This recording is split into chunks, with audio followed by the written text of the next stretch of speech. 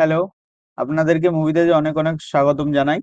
তো আমরা যে জিনিসটা শুরুয়াত আজকে করতে চলেছি সেটা হচ্ছে আমরা যে একটা সফটওয়্যার আপনাকে আমরা রিভিউ করাবো শর্ট টাইমের মধ্যে। কারণ হচ্ছে আমরা অনেক ফিচারকে নিয়ে আমরা আলাদা আলাদা ভিডিও বানাবো, কিন্তু আমরা মেন মেনুটা আর কিছু কিছু জায়গায় যেগুলো আপনাদের বুঝতে সুবিধা হয় সেরকম একটা সফটওয়্যার আমরা আপনাকে দিতে চলেছি। ঠিক আছে? তো তার জন্য আমরা শর্ট টাইমেও রিভিউ দিয়ে দেবো আপনাকে। ঠিক আছে? তো শুরুয়াত করছি আপনাদেরকে। দেখুন, সবার ফার্স্ট হচ্ছে আমরা যদি পজ সেলের কথা বলি, যে আপনারা সেল করবেন সেই পজ সেলটা এরকম ধরনের স্ট্রাকচার হতে চলেছে। ঠিক আছে? এরকম ভাবে আপনি যে কোনো প্রোডাক্ট সিলেক্ট করবেন, সঙ্গে সঙ্গে তার যদি আইএমআই নাম্বার বা সিরিয়াল নাম্বার যে কটা থাকবে সব আপনার এখানে শো করে দেবে।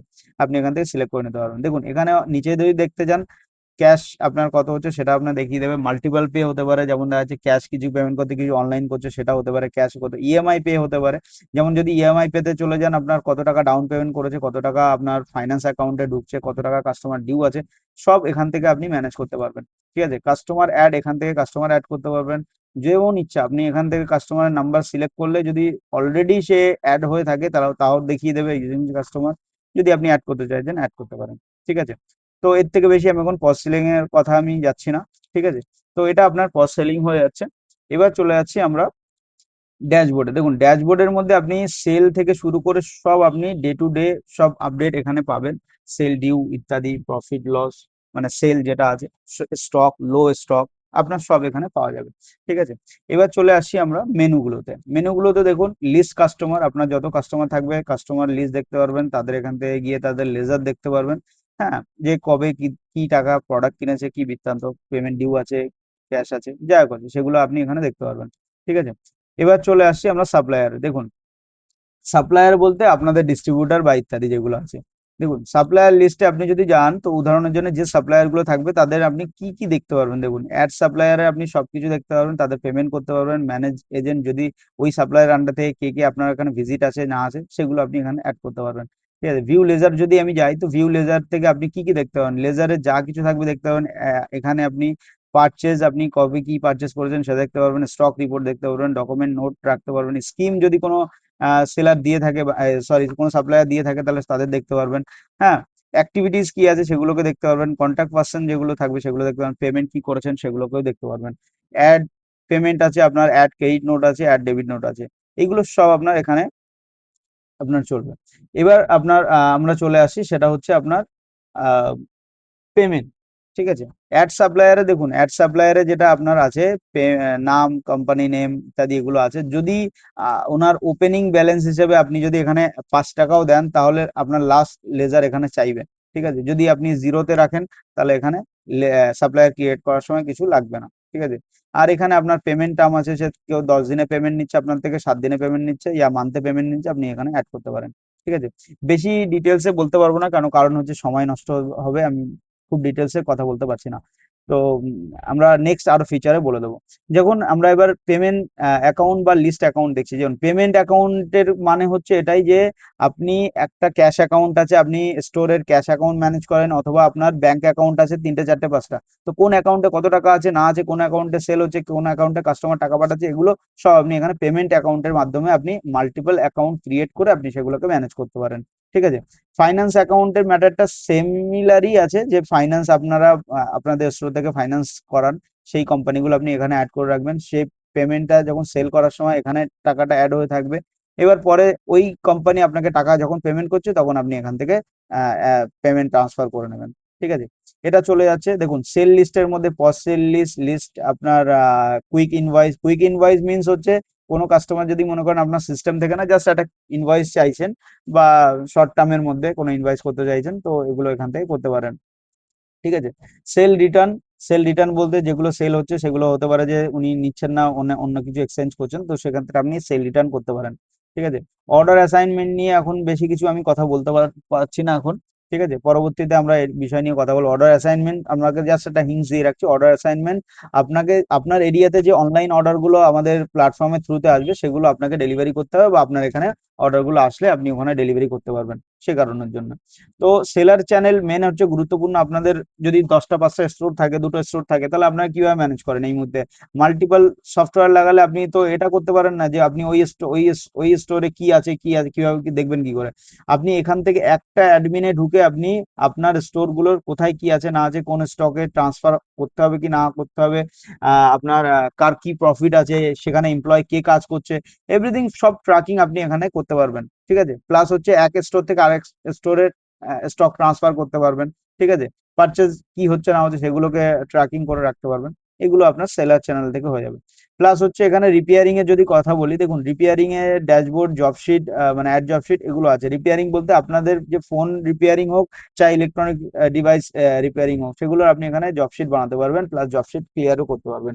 আমরা যদি একটা জাস্ট এক্সাম্পলের জন্য জবশিট ক্রিয়েট করার জন্য চেষ্টা করি, যেমন অ্যাড জবশিট, আমি অ্যাড জবশিট যদি আমি করি, তাহলে সবার ফার্স্টে কাস্টমারের নেম, ডেট, ওয়ারেন্টি সব সিলেক্ট করতে পারবেন, ব্র্যান্ড, এখানে কোন ডিভাইস, মোবাইল হবে কি ল্যাপটপ হবে ইত্যাদি।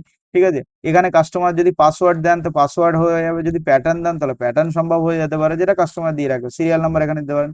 চেক লিস্ট মানে আপনি কোন কোন জিনিস চেক করে আপনি হিসাব মতন ফোনটা নেবেন, তো সেগুলো আপনি এখানে ইনস্ট্রাকশন দিয়ে রাখতে পারেন। কি কন্ডিশন আছে ফোনের সেটাও আপনি এখানে নোট করতে পারেন, কি প্রবলেম হয়েছে সেটাও আপনি এখান থেকে সিলেক্ট করতে পারেন। ঠিক আছে, এবার হচ্ছে এস্টিমেটেড কস্ট, যে কত টাকা মতন আমি কাস্টমারকে বলছেন সেগুলো আপনি এখানে নোট করে রাখতে পারেন। রিসিভ স্ট্যাটাস এগুলো অ্যাড করতে পারেন। টেকনিক্যাল নোটস, কমেন্টস যেগুলো আছে টেকনিশিয়ান সাপোর্টে, সেগুলো আপনি এখানে নোট করতে পারেন।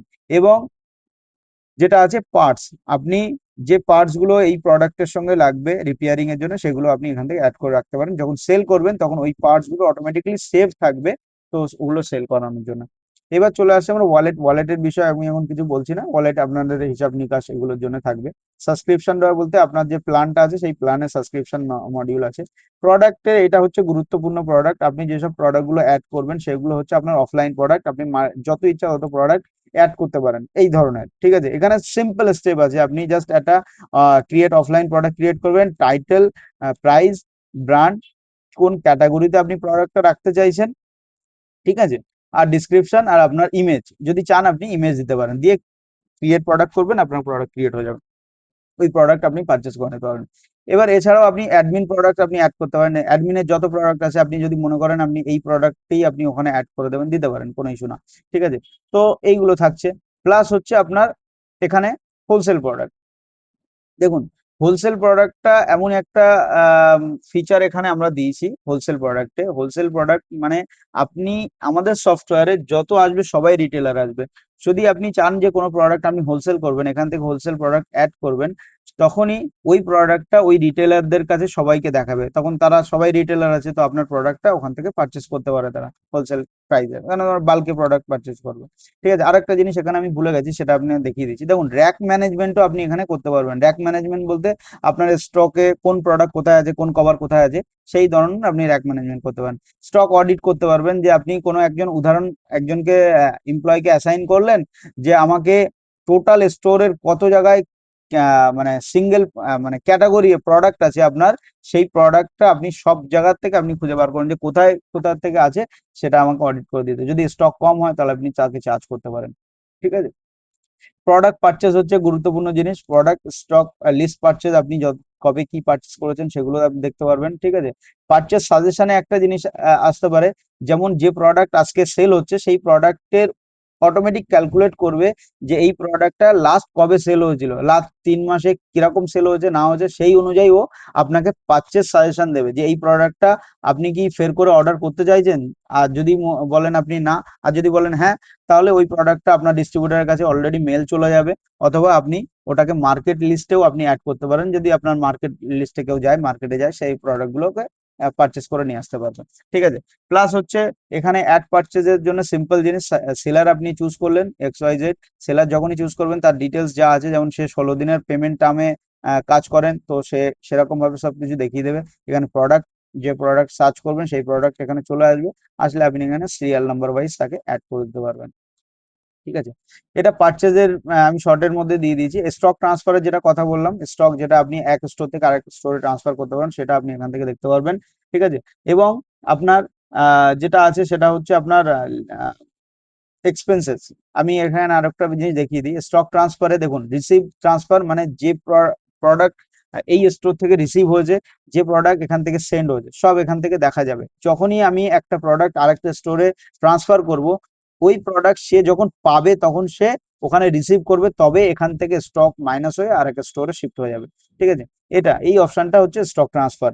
যদি আমরা দেখি এক্সপেন্সেস, এক্সপেন্সেস এর মধ্যে দেখুন লিস্ট এক্সপেন্সেস এ আপনি যত কোন টাকা কোন দিনে খরচা করেছেন, কি ক্যাটাগরি আছে সব আপনি এখান থেকে অ্যাড করতে পারেন। যত আপনার মাল্টিপল ক্যাটাগরি আপনি অ্যাড করে রাখতে পারেন, যে কোন ক্যাটাগরিতে আপনার সব থেকে বেশি খরচা হচ্ছে সেখান থেকে কন্ট্রোল করতে পারবেন। ঠিক আছে, এবং এইচআরএম হচ্ছে একটা এমন একটা বিষয় যে আপনার এমপ্লয়ীদের স্যালারি বলুন, আপনার এমপ্লয়ীদের অ্যাটেন্ডেন্স বলুন, আপনার এমপ্লয়ীদের স্যালারি ওয়ার্ক শিডিউল বলুন, যে তাকে 9টা থেকে 9টা পর্যন্ত কাজ করতে হবে, এর আগে অ্যাটেন্ডেন্স দিতে হবে, এই সব জিনিস আপনি এখানে অটোমেটিক ম্যানেজ করতে পারেন। তাকে লিভ হলে সে আগে লিভ রিকোয়েস্ট করবে, সেটা আপনি অ্যাপ্রুভাল করছেন কিনা সব কিছু।